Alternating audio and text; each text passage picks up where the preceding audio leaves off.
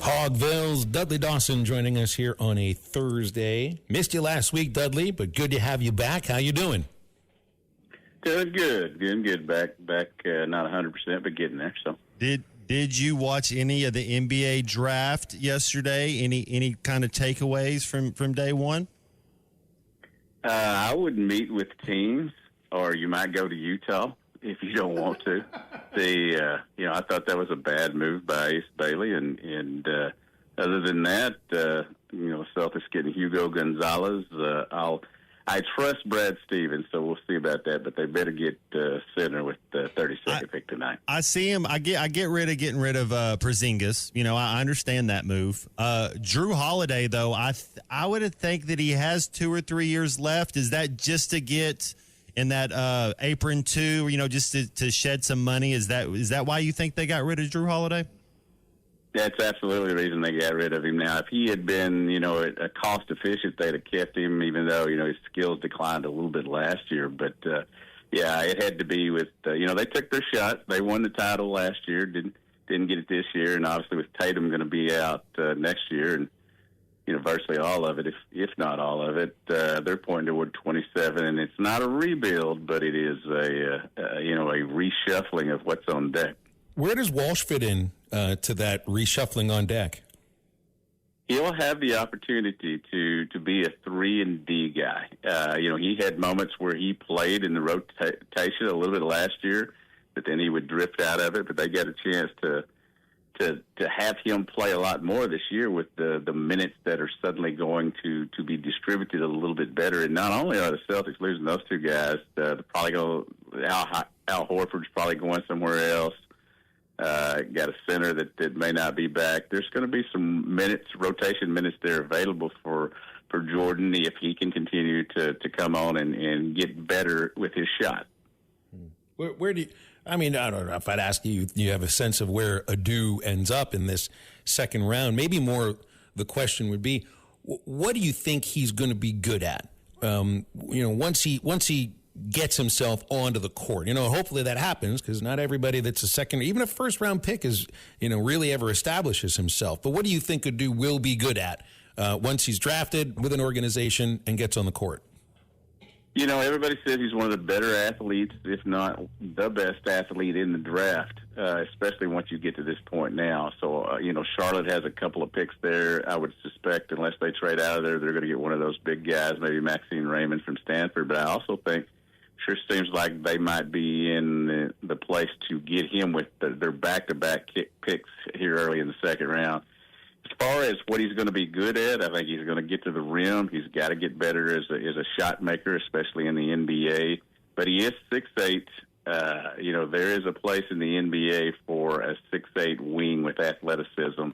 May not be, starting, but, I think he can certainly energize somebody coming off the bench for somebody. It'd be interesting if he ends up down there with Nick Smith in Charlotte. What about, I kind of see him, Dudley, and I don't mean off the court stuff with Lance Stevenson, but I kind of see him as like a Marcus Smart, Lance Stevenson. I don't think he's you're right on. He's got to be able to shoot the ball better, but maybe he can be grimy, play defense, be athletic, what you're saying. Do you kind of see him as one of those guys? Who would you kind of give him as like a comp?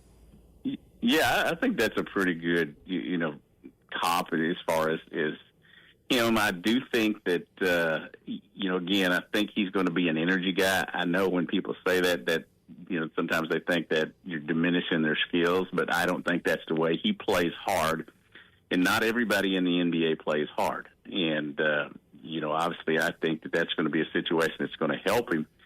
Do I think he's going to be a star or a superstar? I'm not ready to say that yet, but I do think he's going to make an NBA roster. He's going to benefit greatly from going to a team early in that second round. It's not going to be loaded with players at his position, and he'll have the opportunity to continue to improve. I look back at him, and obviously William Mills, the late William Mills, he was 6'5" here.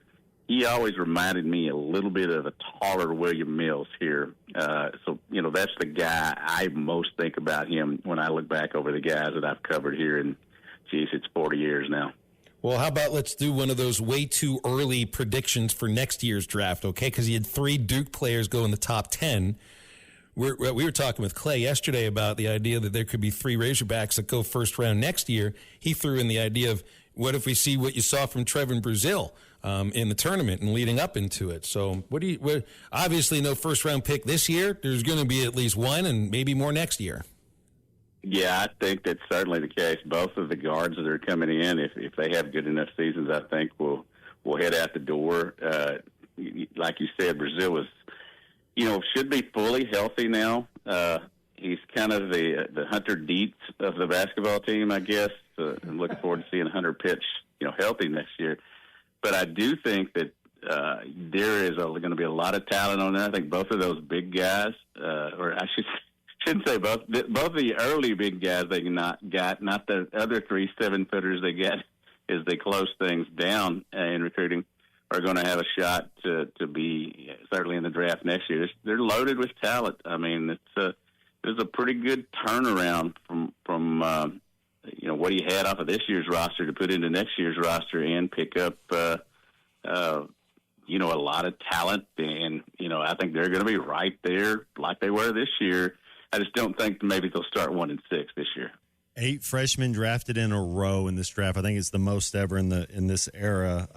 But I want to talk about a couple sophomores, Dudley. Billy Richmond and Carter Knox. And I think as a collective, everybody thinks Carter Knox, first-round pick, lottery pick, he's going to continue to grow, and we see that. But what about Billy Richmond? What do you kind of see his role? Because he's so raw. I mean, he really is. He's a high-motor guy. Talking about an athlete that plays with energy, it's almost like you want to say, hey, turn it down a little bit, but that's kind of what makes him great, but just kind of understand the game a little bit. What's your thoughts kind of on Billy Richmond this next year? I think he made maybe the biggest jump from day one over there last year to the end of the season. I mean, there were many times when he was forgotten and down there on the end of the bench, or he'd get thrown in and get 5 minutes, something like that. And the next thing you know, he's playing 20 minutes. And toward the end of the season, you had to have him on the floor a lot. He was doing a lot of different things. He was making all-around plays. He was doing things offensively, defensively. He was able to get out, get steals in transition, and really help them along. And I do think that he, over there, will have the opportunity again to really refine his skills and put him in position to be one of those guys that's drafted high next year, too. The athleticism is obviously off the chart. I didn't realize this until we had a text in from a Cardinals fan that you had Gregory Hampson yesterday. Garrett Hampson, pardon me. Brett Dolan had tweeted out about it. He's the only guy ever to start a game at shortstop and then start a game in center field, move to shortstop, finish the game on the pitcher's mound. But I did not realize that he got 3 up, 3 down in the 9th inning on 3 pitches, Dudley, and that none of the pitches was faster than 48.3 miles per hour. Maybe if we're still doing the one thing they didn't do, that to me, he could start in Eric Fetty's rotation spot next. I'm done with Fetty.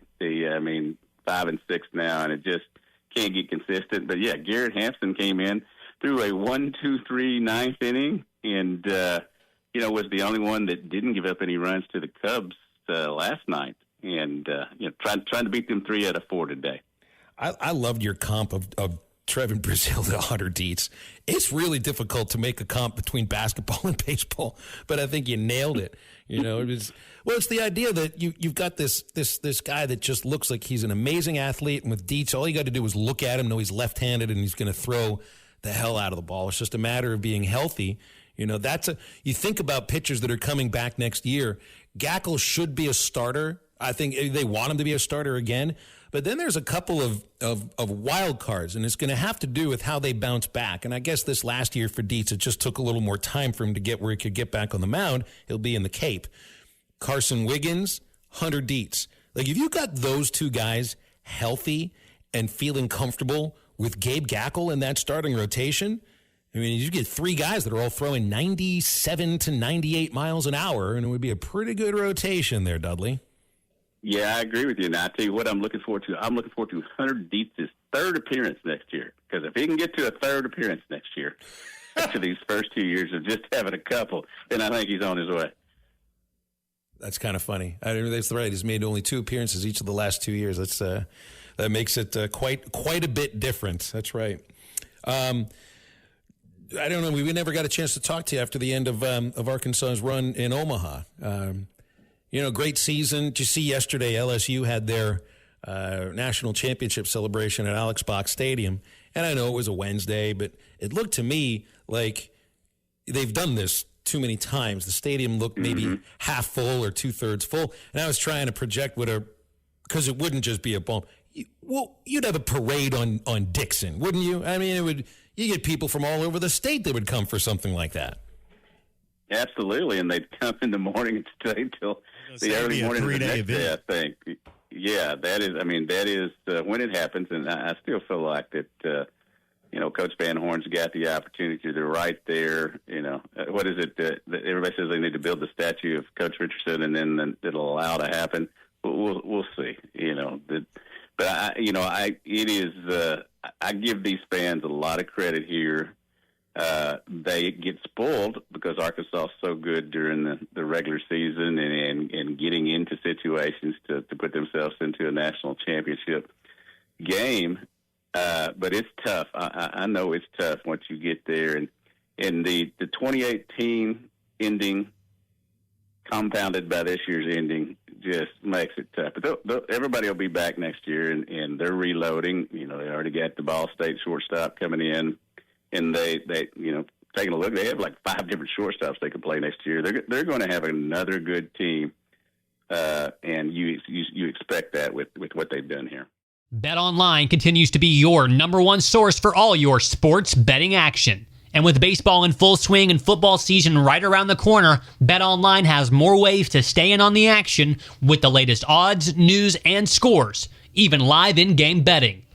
From MLB, UFC to tennis and NFL futures, BetOnline remains your choice for sports wagering information. In between games, head over to the BetOnline Casino with all the top Vegas-style games, including poker and live casino. Head to the website today and take advantage of their industry-leading VIP program with level-up bonuses and weekly cash boosts. BetOnline. The game starts here.